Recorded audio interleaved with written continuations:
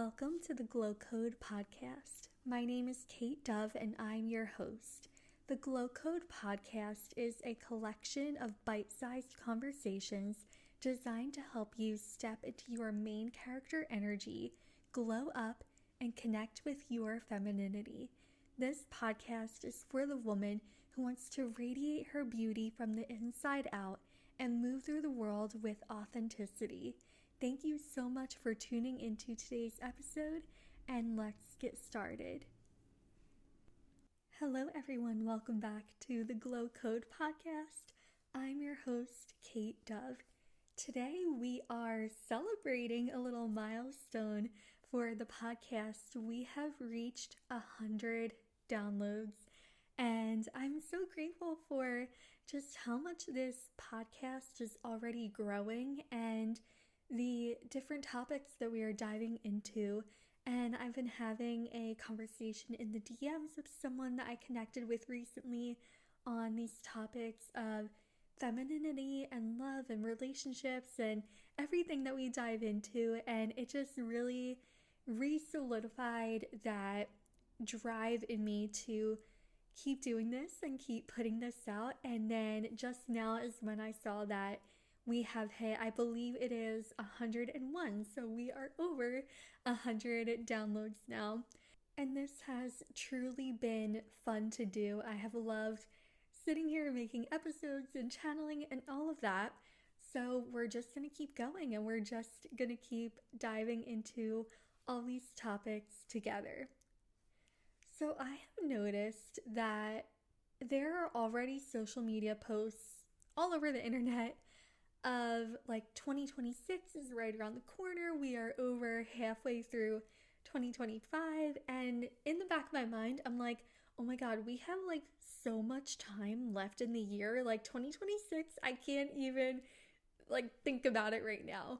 But maybe you are also seeing these posts too, and you're looking at your vision board, or maybe there was a list of goals that you had at the beginning of the year and you're feeling a little behind and you're like, I don't know, I feel kind of rushed and pressured, and this year already went by so quickly and all that, and you might just feel like this whole jumble of thoughts and feeling like you only have so much time to accomplish these goals. So that leads me into the concept we're talking about today, which is your desires being the GPS and not the destination. And I'm going to share a personal story as well as a myth that I listened to lately to kind of bring this all together. So I have a feeling this is going to be longer than the other episodes that we've done so far, and it's going to have like 2 parts to it. At first I was thinking like maybe I should split it up into 2 parts, but I feel like if we keep it all in one, it'll really bring everything together. Firstly, I want to give you an idea of where I currently am in life, so that way when I tell this story, you'll kind of like piece the puzzle together. So currently I am 23, about to be 24 next month, in exactly a month.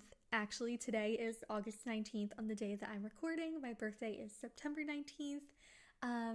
When September comes around, everyone is like always going into fall mode, and I was always told like you're a fall baby, and I'm like, no, my birthday's always before the autumn equinox. Yeah, I believe it's an equinox and not a solstice.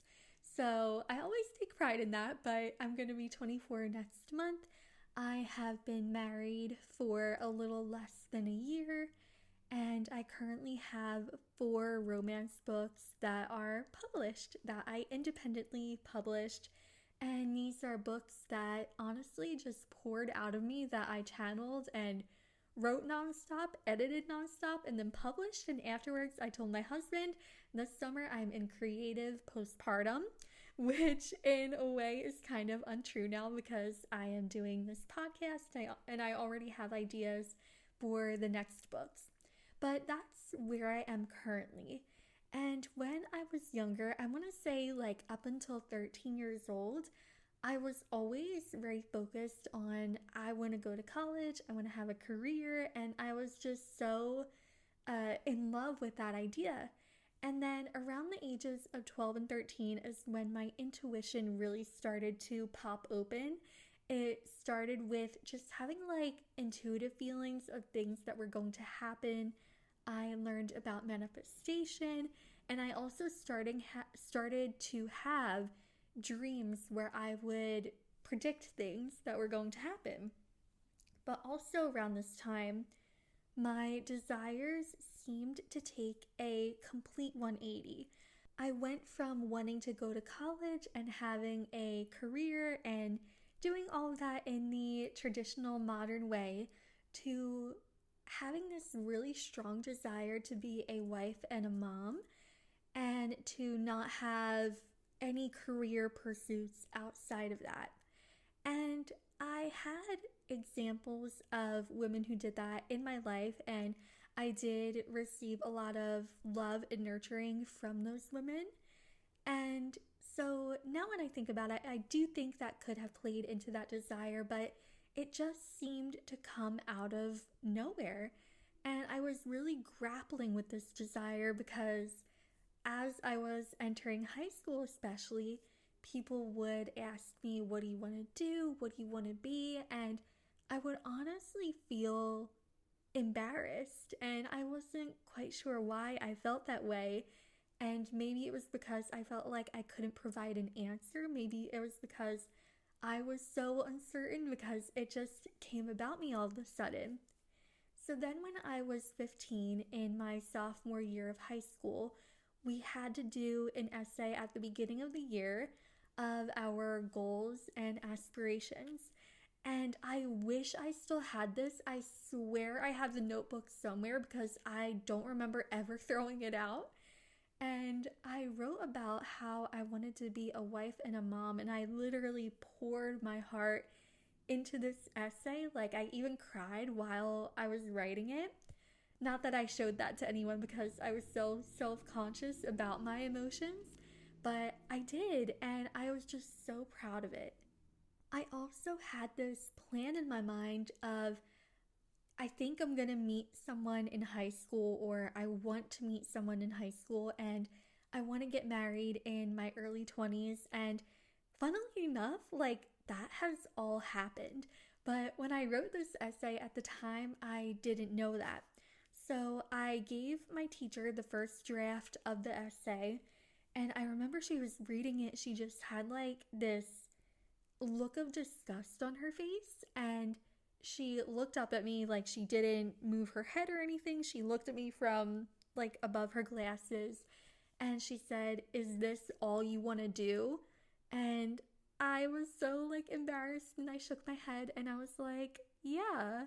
And I hated that question of, is this all you want to do? Because it truly is a calling to be a mother, and it is not a difficult job. I'm not a mom yet, but I am sure it is probably going to be the most difficult job I ever do when the time comes around. So I started to have like different passions as time went on, but that was still like my number one desire. I felt it so intensely for years.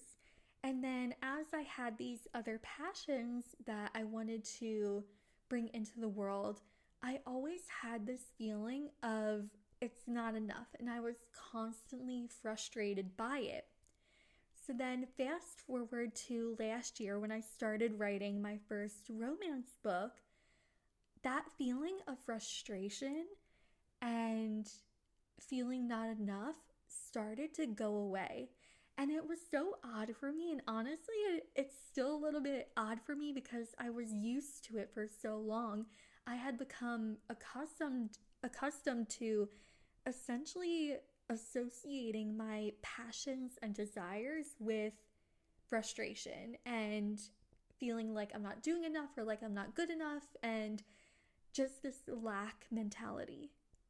And then the other interesting thing that happened was my desire to get pregnant and have children went down drastically. And that doesn't mean that I don't still desire to do that, because I truly do believe that motherhood is a big piece of my purpose. I've always felt like I'm only going to get more creative and more inspired when I do have children.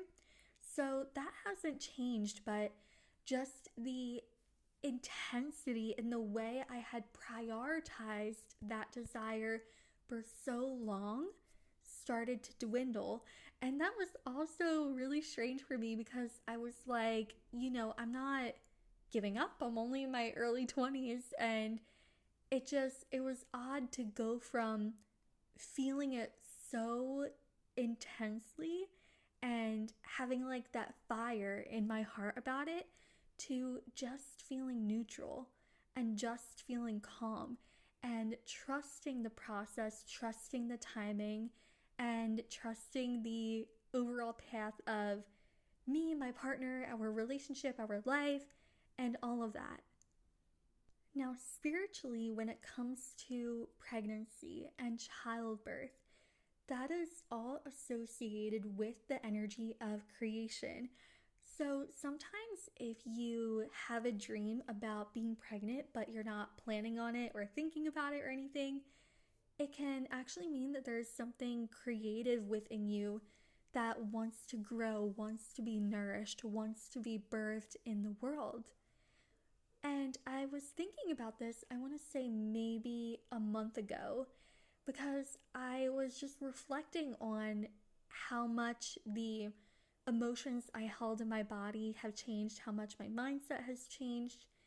And I realized that desire and the intensity of that desire was helping me all along. Our unconscious mind speaks to us through symbolism. That is how we are able to rewire our mind. It's how we are able to feel into a new reality that we want to call in. And that doesn't mean that all of our desires are just symbolic, because it can be something that we actually do literally want. But I realized that this essence of pregnancy and childbirth was representing my own creativity. And for years, feeling like my own creativity was not enough.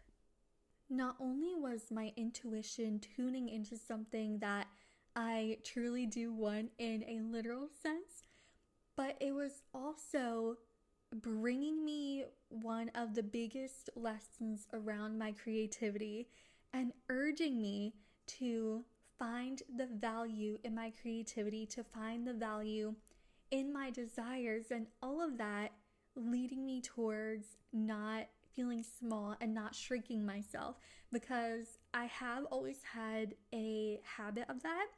I did grow up a dancer, and I was always so comfortable like on a stage and in front of an audience, but one-on-one or expressing my emotions would feel so hard to do, and I would constantly shut down.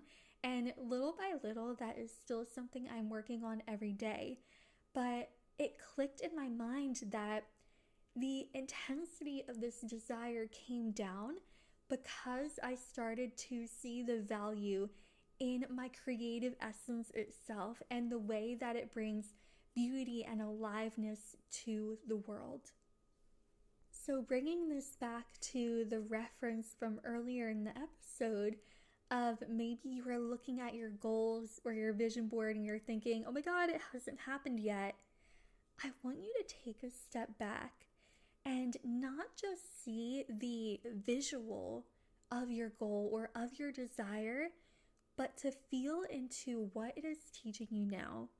What do you think that desire, once it comes to fruition, is going to bring for you? Pinpoint that emotion and see if your desires actually change. It is okay for us to grow and evolve and want different things. Just like how with this desire, I truly did believe that by 23 coming up on 24 next month that I would have my first child by now. And that hasn't happened, and the desire is still there, but I'm feeling so much less pressure around it. we don't have to be loyal to the original idea or blueprint of our vision, because our vision is meant to grow and evolve as we realize and recognize what we need and the feelings that we believe our desire is going to bring. So maybe for you, you're like, I want to have a 6-figure business. That is my dream. And because I'm going to have a 6-figure business, I want to go on vacation whenever I want. I want to not work 40 hours a week and have creative freedom. But what I want you to think about is, why do you feel that goal is going to bring you those feelings and those emotions? What is it about that vision that attracts you to it? Is it the feeling of stability and calm and creativity that it's bringing you? Or in a situation like this, something that is a business and service-based, are you actually committed to that service? Is that service something that you want to wake up every single day and do? And I think I use this as an example because I was in this position before where I was like, I want to grow business and everything, and I was tuning into the feelings that I wanted it to give me. And then I was like, actually, I really don't enjoy the day in and day out tasks that would come with it. I don't enjoy the thought of building a team. And maybe one day, like as my podcast grows and my books grow, I'll need a little extra help.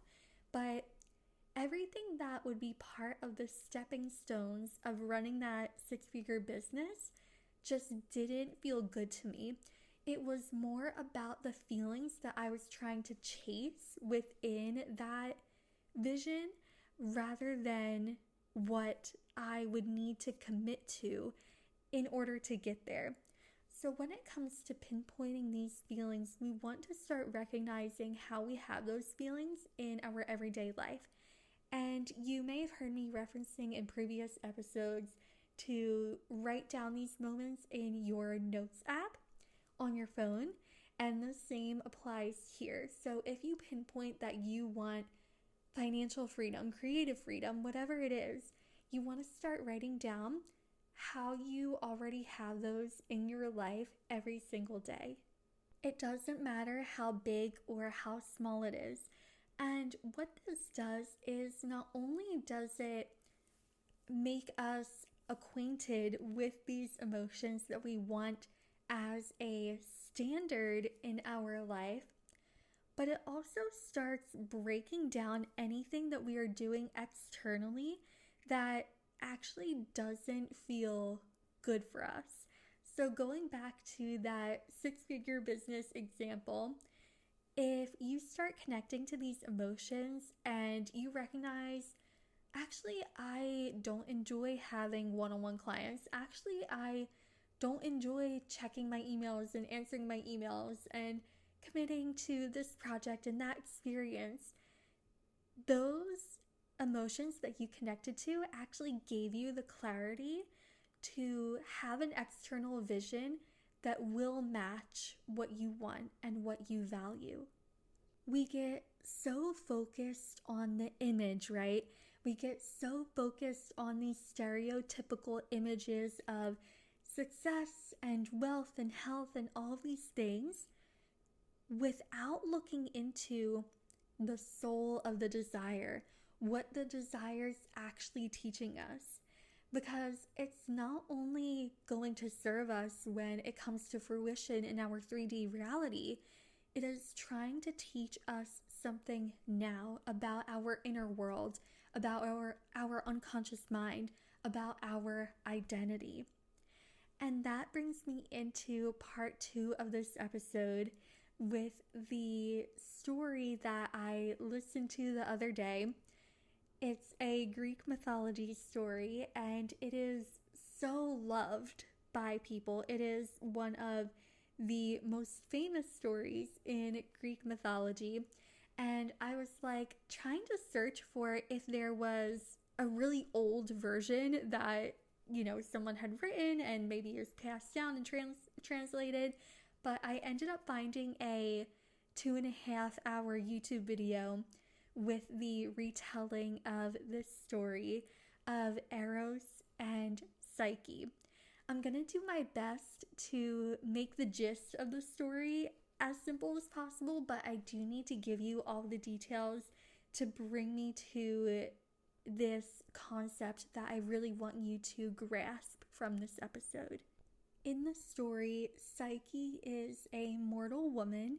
She is a princess and she is very well known for her beauty, and people were starting to not pay as much attention to Aphrodite because they were so enchanted by Psyche's beauty. And this made Aphrodite insanely jealous. So she tells her son Eros, the god of love and desire and passion, to strike Psyche with one of his bows and make her fall in love with a monster. So Eros goes, he obeys his mother, but when he sees Psyche, he understands what everyone sees in her beauty, and he becomes so distracted that he ends up shooting himself with his own bow, causing him to fall in love with Psyche. And after this happens, he is infatuated with her, and she has all these suitors, and he keeps striking these suitors with his arrow and making them fall in love with other people.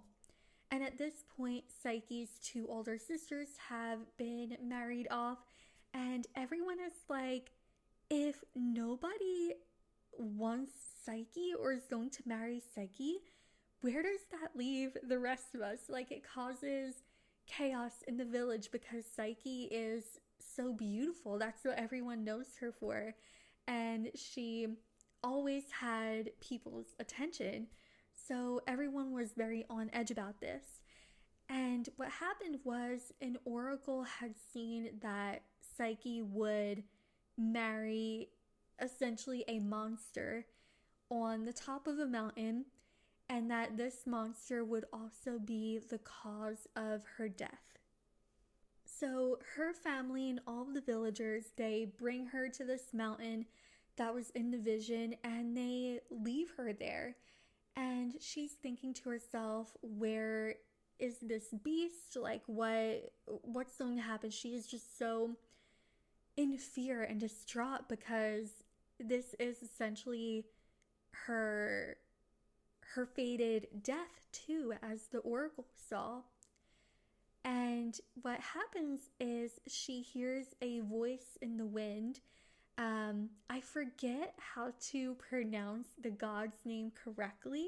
I believe it is Zephyrus, and Eros tells him to send her this message to jump off the cliff of the mountain and to trust.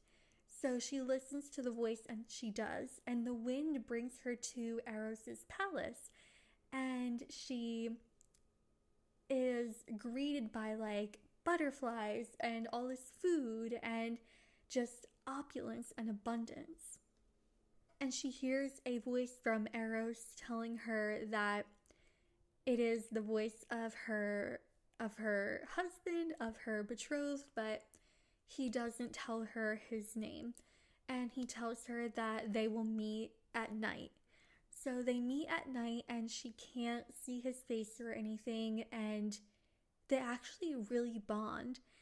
And he tells her the only thing that he is asking of her is to only meet in the dark. Because Eros is concerned, number one, he doesn't want Aphrodite to hurt Psyche, but his other concern is he doesn't want Psyche to only see him as this god. And he never had a problem with it before. He never had a problem with being mischievous and seductive and just being like that god of desire and passion. But when he fell in love with Psyche, he was so afraid that if she knew that he was a god, that she wouldn't see him. So time is going by and they're only meeting at night. They are making love only at night. She is only seeing him at night. And eventually she is missing her family. So he arranges for her two sisters to come to the palace. And she's able to see them and talk to them, but Eros is not there. And he has the god of wind, Zephyrus, to see like what's going on. And he tells Eros that the sisters, when they left, were mocking Psyche and speaking ill about her, and that they were trying to plant like bad ideas in her mind on who her husband is.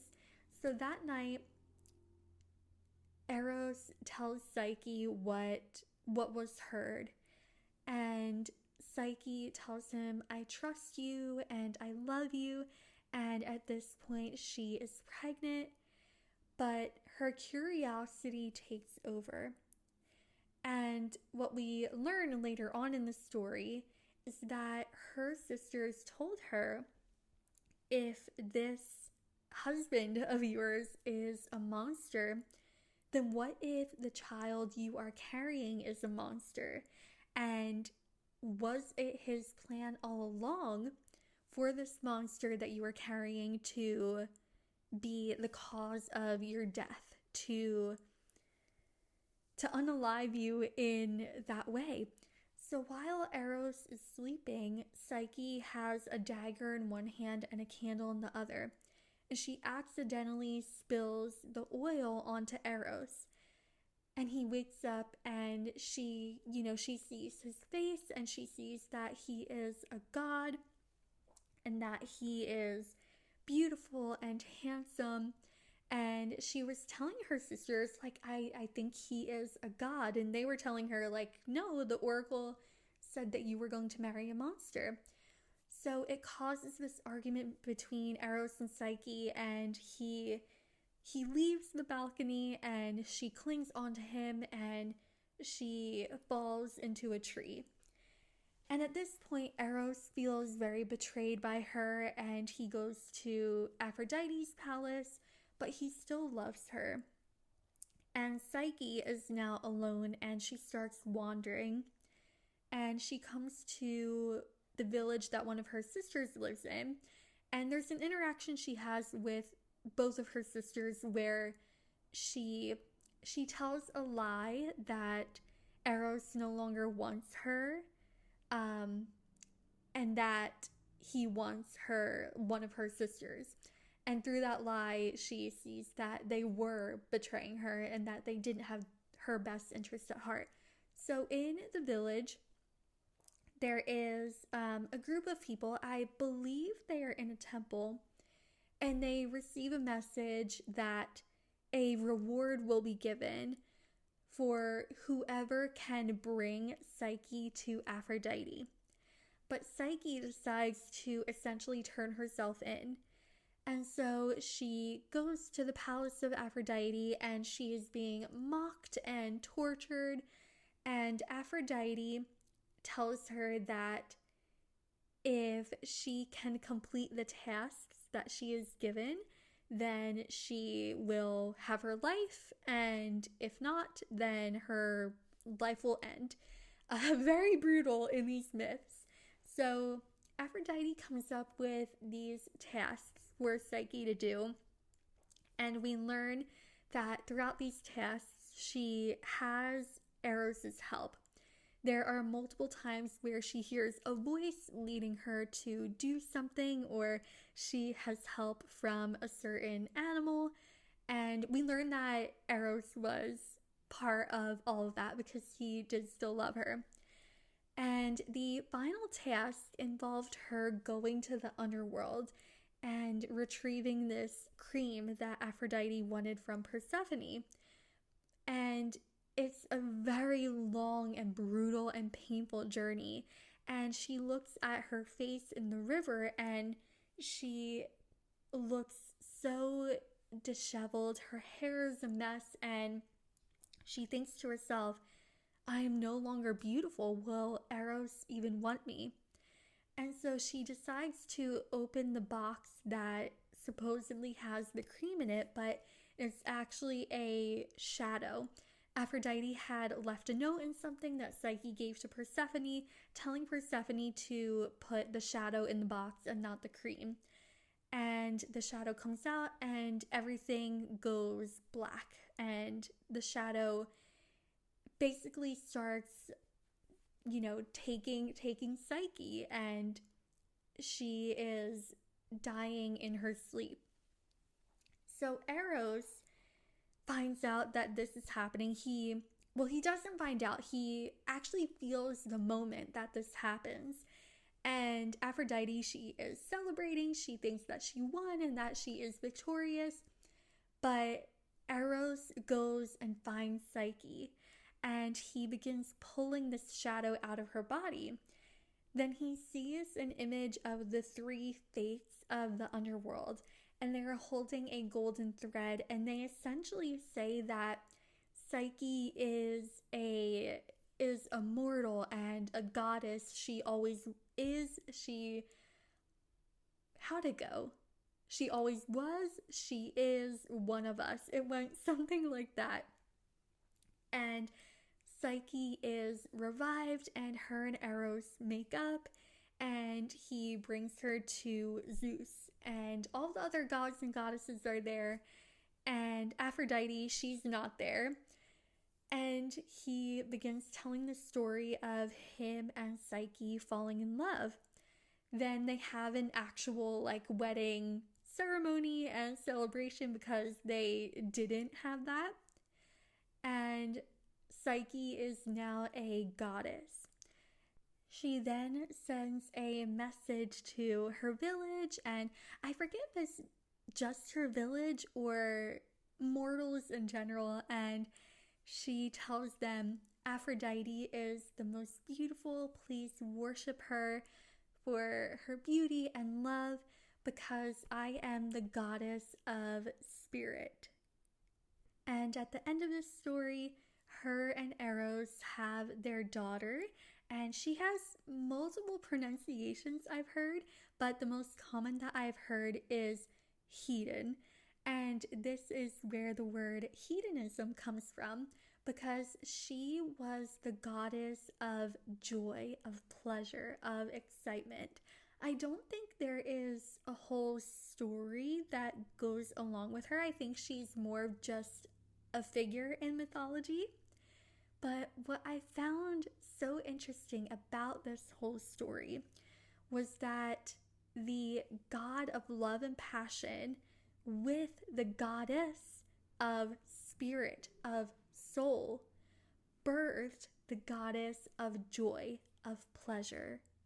There are so many lessons and interpretations that we can take from this story, but the lesson that I wanted to take from this for you guys in this episode was that sometimes we are so in love with something, we have this strong desire for something, and we are afraid of what's underneath all of that. Or sometimes even we might feel afraid that we might be afraid that someone only sees our lust or passion or whatever it may be, and that they don't see us. And I feel like this happens a lot in the bedroom and with intimacy, but that's a conversation for another time. When it comes to our desires, we often miss the soul of the desire and what it's trying to teach us. Our desires are meant to be the GPS for us and not just the destination. And with this marriage, with this pairing of love and desire with spirit and soul, that is where you do get the joy and the pleasure that you are craving. This is also something that came to me just now, but throughout all these trials set by Aphrodite, Psyche perseveres, and by the end of the third, I believe it's the third trial, I forget there were 3 or 4, But after this trial with the underworld and the shadow, it's not until that moment where Eros comes for her. And there was some manipulation from Aphrodite's end with her and Eros and the whole situation. But it's not until Psyche is basically to her fullest, at her fullest capacity for what she can do, and then Eros comes to her. And I think this is also a lesson that sometimes we end up waiting for that loudness, for that feeling of intense frustration, or like we can't do it anymore, to actually see what it is that we want. When Psyche is in the underworld, there is a lot that she learns about herself when it comes to her strength and her perseverance. And I believe that whole section is a metaphor for our own shadow self, the parts of ourselves that we keep hidden deep down. And it is after that journey of going deep where she then unites with Eros. So our desires are also showing us where we feel like we are lacking, where we feel like we are hurt or traumatized. Maybe we have a desire, a specific desire, because we feel like we need to prove ourselves. And that was something that I felt with the way that I was running my business before in the past, of like using it as a means to try to prove myself. So there are all of these different facets of our desire. Our desire is essentially a consciousness of its own.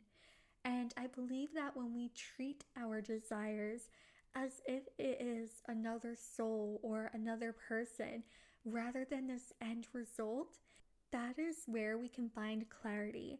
Because then it's not about how it looks on the outside or about proving something to someone else, but it's just what makes us fulfilled on the inside, starting from the inside and letting that be birthed into the world.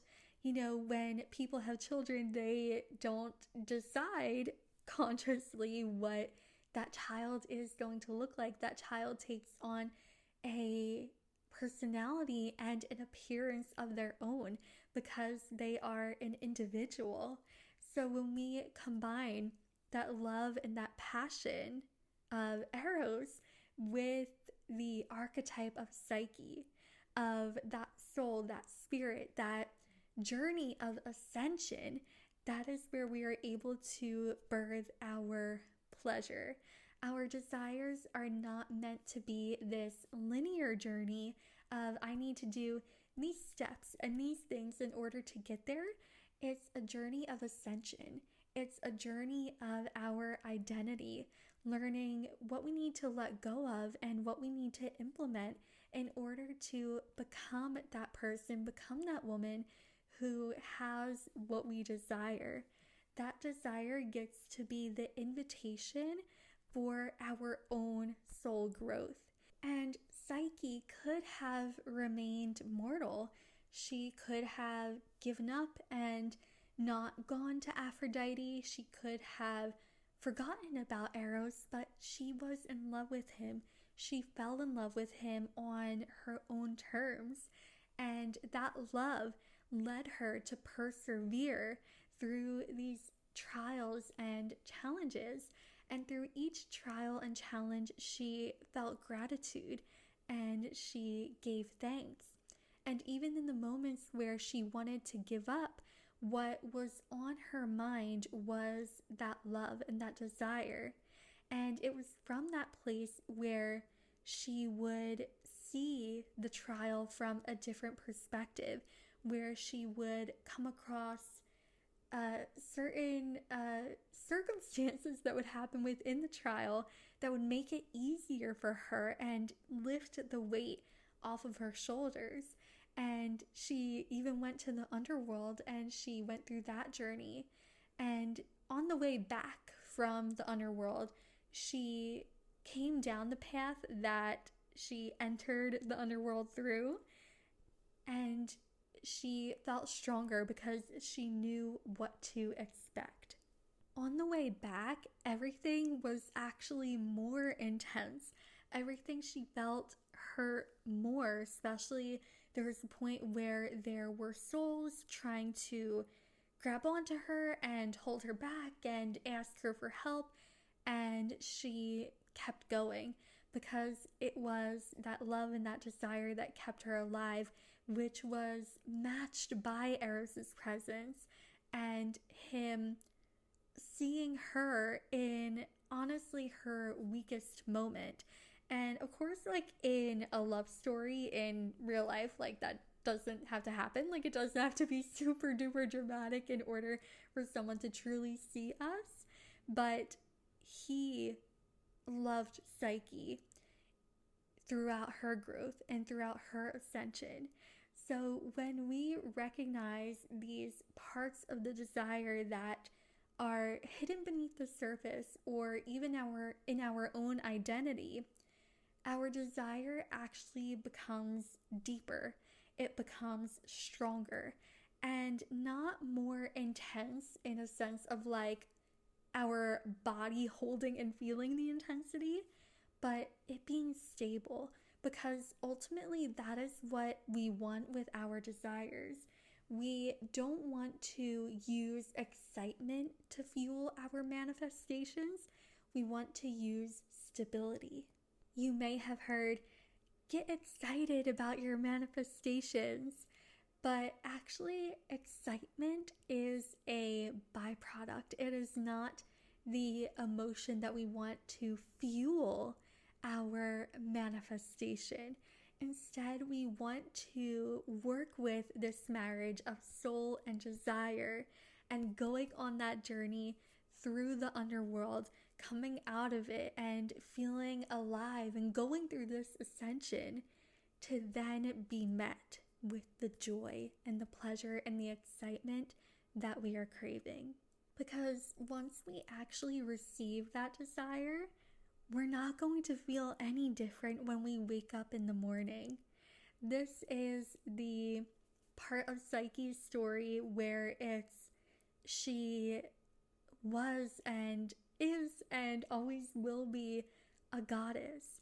Whether you are waking up tomorrow morning or whether you are waking up a year from now in your dream home and dream relationship with the finances and the hot body and whatever else you are manifesting, you're not going to feel any different when you wake up in the morning, because your identity was always there. Your desire was always there.